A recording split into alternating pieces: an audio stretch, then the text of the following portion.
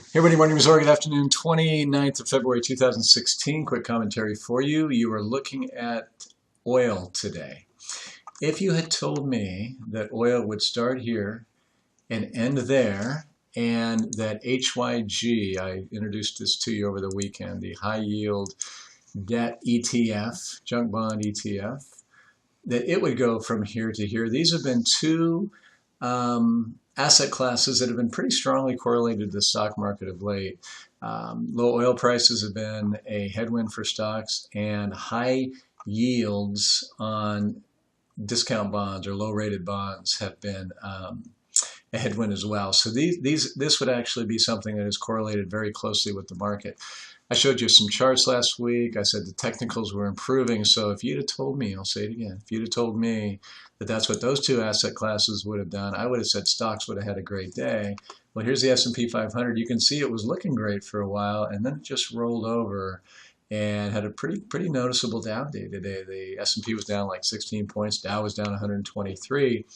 Question is why? Well, of course, it's because sellers came to market right about here and said, I want to sell, and there were just reluctant buyers, so stocks got bid down. In fact, it was very low volume, so there wasn't a high conviction day by any stretch, but I'm really surprised that stocks did not do well when that was how oil and high yield bonds did. So let's take a look at the chart, the 60-minute chart.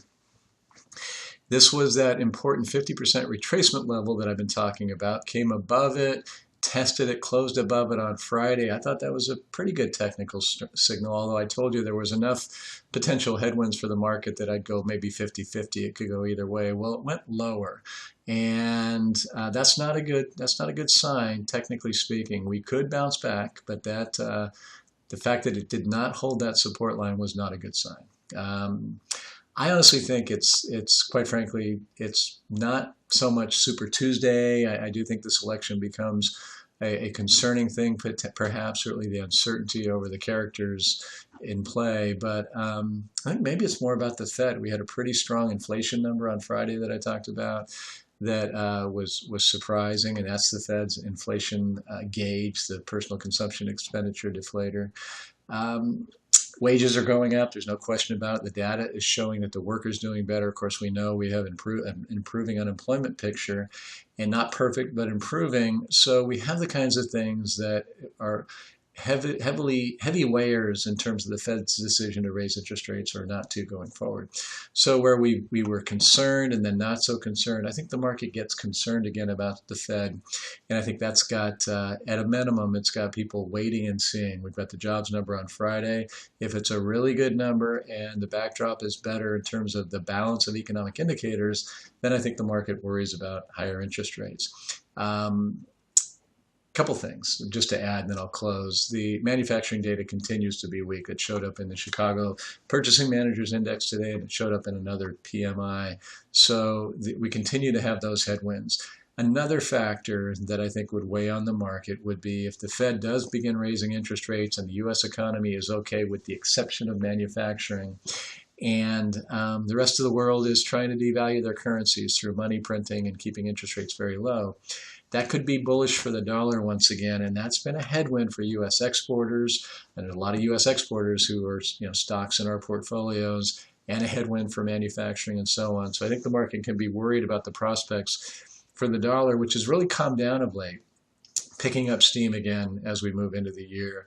So again, I think when you square it all up, the Fed would be the worry this week. The market doesn't have to go down while the Fed tightens monetary policy. In fact, historically, that hasn't been the case, at least in the early stages, as long as the economy is doing well enough. So I think the market just gets to be nervous about it. I think we get a lot of volatility. I think the technicals improve and then break down. I told you that I think there's a high probability that we move below even recent support, but of course that remains to be seen.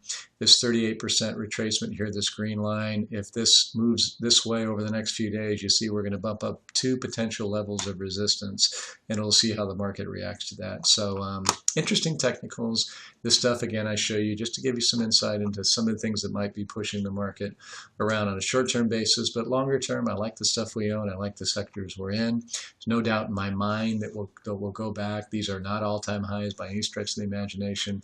It's just what goes on between now and then and how long it takes is the question. So, folks, I'll leave it there. Thanks as always for watching and listening, and I will talk to you again very soon. Take care.